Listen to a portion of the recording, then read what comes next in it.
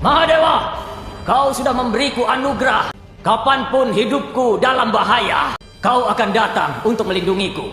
Aku Banasur. Aku sedang memanggilmu.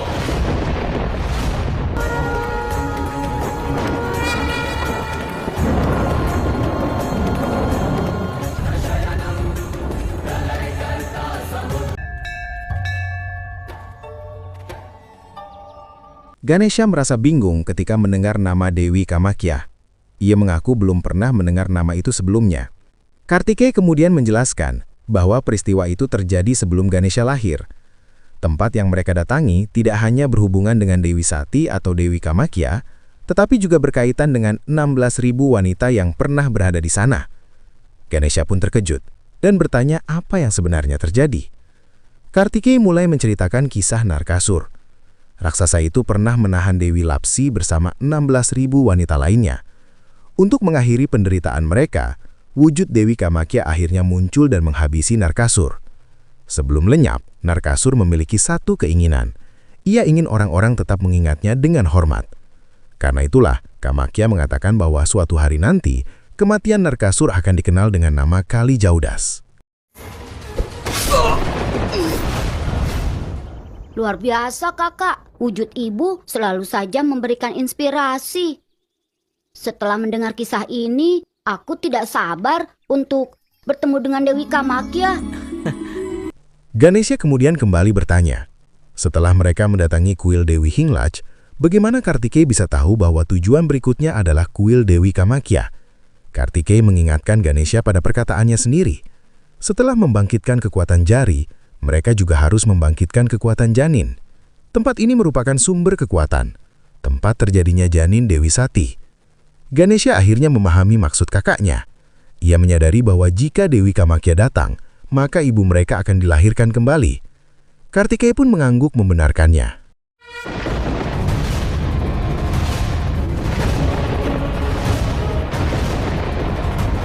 Jalan yang dipilih oleh Banasur setelah mendapat anugerah darimu dan didapatnya dari Mahakali. Setelah itu kau tidak perlu untuk mewujudkan janjimu itu, Mahadewa. Perbuatan buruk Banasur telah membebaskan dirimu dari janji yang kau miliki itu. Mahadewa mengakui bahwa Krishna benar, namun ia tetap tidak bisa melupakan kewajibannya. Menurutnya, karena perbuatan Banasur, ia harus tetap menghormati anugerah yang pernah ia berikan kepada raksasa itu. Krishna mengingatkan Mahadewa, jika ia membela Banasur, maka ia akan ikut menjadi bagian dari kejahatan tersebut. Ia pun bertanya, jika Mahadewa sendiri memihak dosa, pelajaran apa yang akan didapat oleh alam semesta? Mahadewa menjelaskan bahwa dirinya hanya menjalankan tugas. Benar atau salah bergantung pada sudut pandang yang melihatnya. Tugasnya adalah menjaga kehormatan anugerahnya. Bahkan jika ia harus melindungi seorang pendosa seperti Banasur, kewajiban tetaplah kewajiban. Keinginan tidak boleh mempengaruhi tugas. Seseorang tidak boleh membiarkan perasaan pribadi mengganggu tanggung jawabnya. Krishna sebenarnya tidak ingin berperang melawan Mahadewa.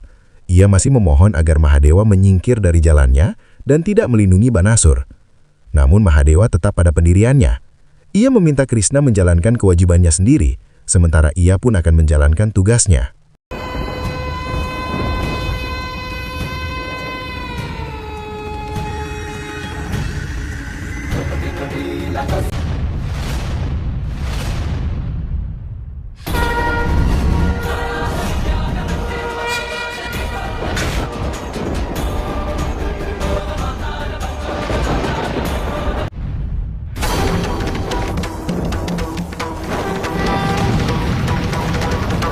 Di tempat lain, Ganesha dan Kartikeya merasakan bumi bergetar hebat. Kartikeya merasa pertanda itu tidak baik. Ganesha pun merasakan hal yang sama. Sesuatu yang berbahaya sedang terjadi. Melalui penglihatan batinnya, Ganesha akhirnya mengetahui kebenarannya. Mahadewa dan Krishna sedang bertempur. Kartikeya menyadari bahwa itu berarti Banasur menolak nasihat Krishna. Dan demi melindungi dirinya, Banasur menggunakan anugerahnya untuk memanggil Mahadewa. Ganesha mengatakan ini bukan kabar baik. Baik Krishna maupun Mahadewa tidak akan mundur dari peperangan sebelum menyelesaikan kewajiban mereka. Kartikeya mulai khawatir. Jika pertarungan itu terus berlangsung, alam semesta bisa hancur. Ia ingin segera menghentikannya. Namun Ganesha menahan kakaknya. Mereka tidak boleh ikut campur langsung dalam peperangan para dewa. Satu-satunya cara menghentikan semua ini adalah dengan membangkitkan kembali kekuatan suci ibunya. Hanya ibulah yang mampu mengalahkan Banasur. Karena itu mereka harus membangkitkan kembali kekuatan sucinya.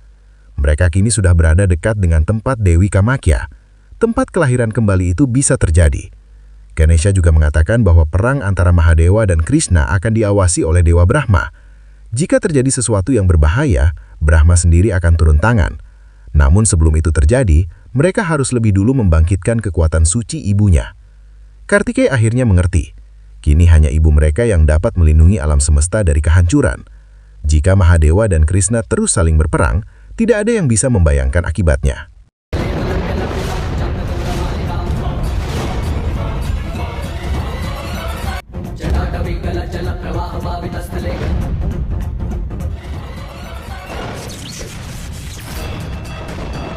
Dewa Indra memperingatkan Banasur. Ia mengatakan Banasur tidak menyadari kehancuran besar yang bisa timbul dari peperangan ini. Dan jangan sampai alam semesta dipertaruhkan demi keuntungan pribadinya. Namun, Banasur justru menertawakannya. Ia mengatakan sekarang Dewa Indra baru menyadari kebodohannya, setelah dengan angkuh bergabung bersama pasukan Krishna untuk melawannya. Banasur pun bersumpah akan menghancurkan seluruh keangkuhan para dewa.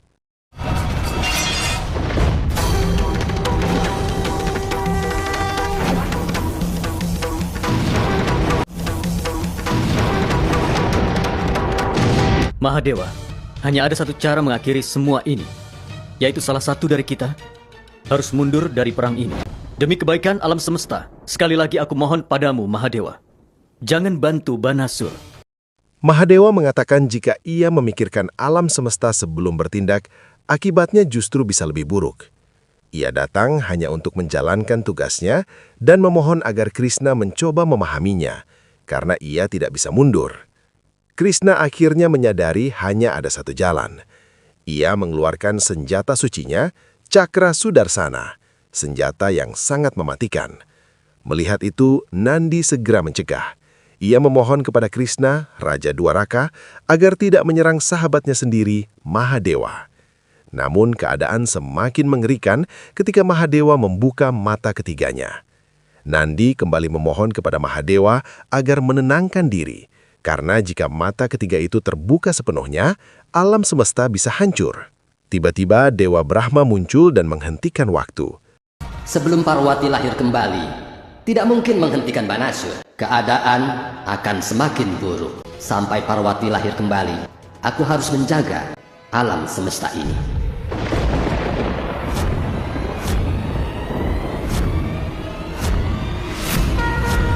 Ia meminta maaf karena ikut campur dalam peperangan. Sebagai pencipta alam semesta, ia tidak sanggup melihat ciptaannya hancur. Menurutnya, alam semesta tidak akan mampu menahan kekuatan mata ketiga Mahadewa dan cakra suci Krishna. Namun Krishna berkata, menghentikan waktu tidak akan mengubah takdir. Ia dan Mahadewa hanya menjalankan kewajiban masing-masing, dan tidak ada satupun dari mereka yang akan mundur. Perang ini hanya akan berakhir jika salah satu dari mereka kalah. Mendengar itu, Mahadewa justru mengatakan sesuatu yang mengejutkan. Ia ingin Krishna mengalahkannya. Dewa Brahma pun bertanya apakah itu berarti Mahadewa bersedia mundur dari peperangan. Mahadewa menjawab tidak. Ia tidak bisa melanggar anugerahnya kepada Banasur. Namun itu tidak berarti ia tidak bisa mundur untuk sesaat. Krishna pun bertanya, maksud perkataannya? Mahadewa menjelaskan rencananya. Ia meminta Krishna menggunakan senjata saktinya untuk menyerangnya. Dengan begitu, dirinya akan membeku dalam es. Anugerahnya kepada Banasur tetap tidak dilanggar, tetapi Krishna tetap dapat melindungi alam semesta. Krishna menyadari semua orang akan mengira dirinya menang dan Mahadewa kalah. Sementara sebenarnya Mahadewa hanya mengalah demi tujuan yang lebih besar. Mahadewa pun berkata, jika kekalahan Shiva dapat membuat sakti bangkit kembali, maka ia siap kalah, bahkan berkali-kali. Demi mencapai tujuannya, ia siap menerima serangan dan kekalahan apapun. Ia meminta Krishna tidak ragu untuk menyerangnya.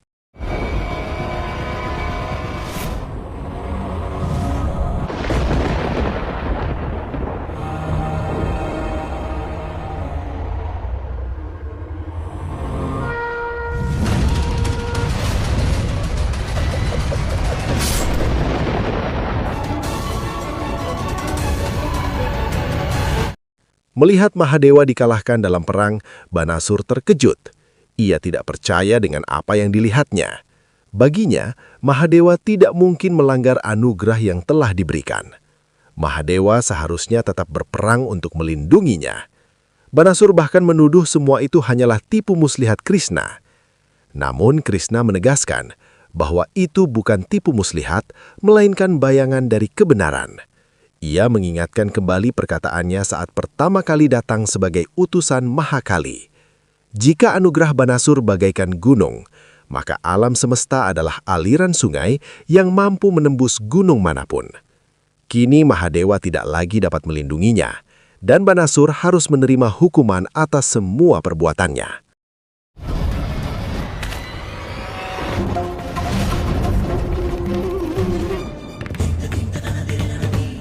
Puji pada Dewi Kamakya.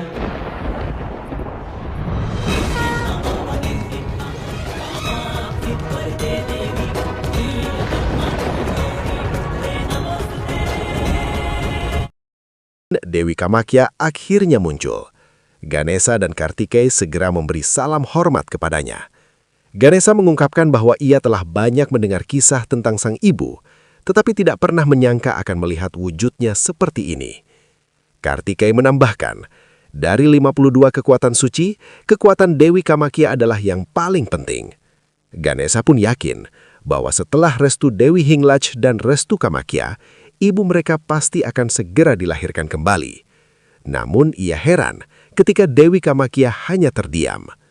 Akhirnya Dewi Kamakya berbicara. Ia mengatakan bahwa mereka telah melakukan kesalahan. Sebelum datang ke sana, seharusnya mereka membangkitkan kekuatan suci yang lain terlebih dahulu. Ucapan itu membuat Ganesha dan Kartikeya terkejut. Sementara itu, Krishna kembali mengingatkan Banasur bahwa kini saatnya ia menerima hukuman atas semua dosanya. Ayo Krishna, seranglah aku. Aku ingin melihat bagaimana kau melanggar anugerah pemberian dari Mahakali. Dengan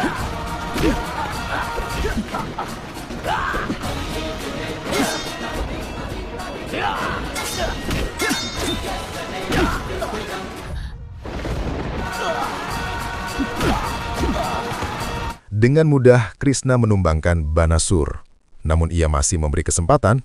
Ia meminta Banasur menyerah dan berjanji akan memaafkan semua dosanya jika ia berhenti sekarang. Tetapi jika Banasur kembali mengangkat senjata, ia akan menyesal. Banasur justru pergi dari sana. Nandi kebingungan melihatnya dan bertanya kepada Dewa Indra apakah Banasur hendak menyerahkan diri.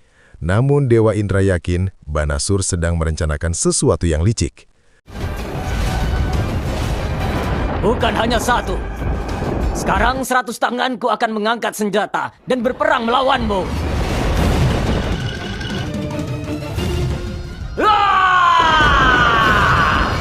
Kembali saja Krishna, kau tidak akan bisa menghabisiku. Karena yang bisa menghabisi diriku masih belum lahir di alam semesta ini. Krishna menyebut Banasur sangat bodoh.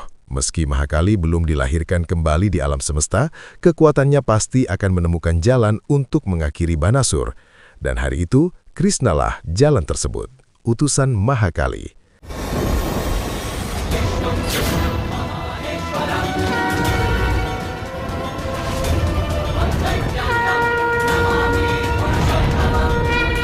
Krishna kembali mengingatkan Banasur pada saat pertama kali Mahakali memberinya anugerah. Mahakali telah memperingatkan bahwa jika Banasur memilih jalan yang salah, ia harus siap menerima akibatnya. Anugerah yang begitu besar telah ia salah gunakan, dan kini sudah waktunya anugerah itu ditarik kembali.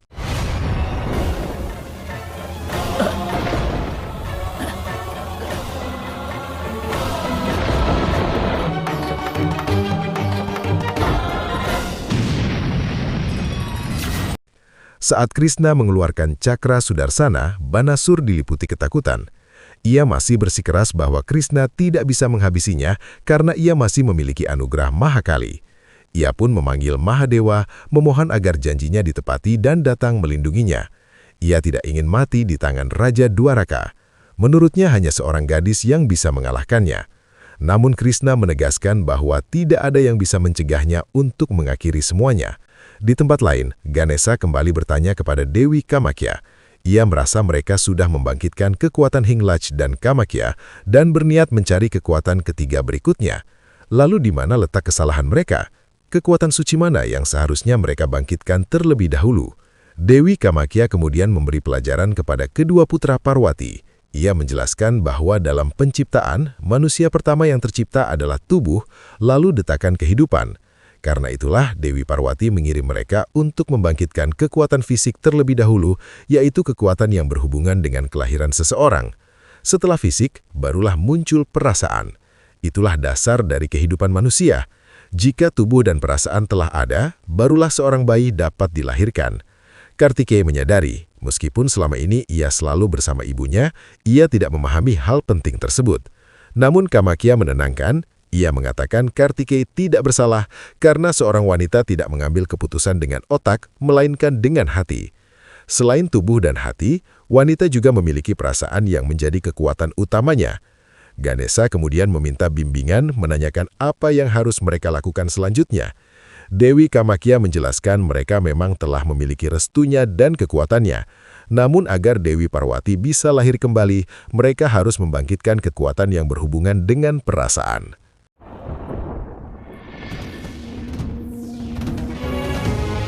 Salam Ibu, izinkan kami untuk segera pergi untuk membangkitkan kekuatan berikutnya. Waspadalah anak-anakku. Di kekuatan suci yang berikutnya akan menemukan ujian yang berat.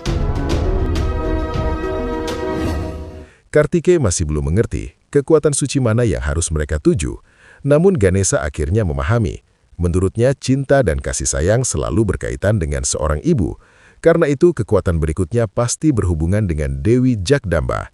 Sementara itu di medan perang, Banasur terus memohon perlindungan kepada Mahadewa yang tubuhnya masih membeku. Saat Banasur hendak melarikan diri, tiba-tiba Mahadewa memecahkan es yang membekukan tubuhnya. Banasur merasa lega. Ia yakin Mahadewa tidak akan membiarkannya mati di tangan Krishna, dan dengan percaya diri ia menantang Krishna menggunakan cakramnya, karena Mahadewa pasti akan melindunginya. Ayo lakukan. Tidak, Banasur. Apa yang kau katakan, Mahadewa? Aku tidak kemari untuk melindungimu, Banasur. Demi untuk mewujudkan anugerahku, aku sudah pernah datang untuk melindungimu satu kali. Tapi sekarang, aku kemari untuk Basudewa Krishna, agar bisa mencegahnya melanggar anugerah yang sudah diberikan oleh saudarinya. Namun, Krishna menolak berhenti. Ia mengatakan Mahadewa tidak bisa mencegahnya karena Banasur harus dihentikan sekarang juga. Menurutnya, melenyapkan pendosa adalah tindakan yang benar. Mahadewa kemudian menjamin bahwa Banasur memang akan dihentikan tetapi bukan oleh Krishna. Selama ini, ia hanya menjalankan tugasnya di medan perang. Kini, justru ia memohon agar Krishna tidak menolak permintaannya dan membiarkan takdir berjalan sebagaimana mestinya. Menyadari dirinya tidak lagi benar-benar dilindungi, Banasur akhirnya ketakutan. Ia meminta maaf kepada Mahadewa karena telah menyalahgunakan anugerah darinya dan dari Mahakali, dan memohon diselamatkan dari amarah Krishna. Mahadewa menjawab bahwa keangkuhan telah menghilangkan pemujaan dalam diri Banasur. Sejak ia menyalahgunakan anugerah, pemujaannya telah hilang.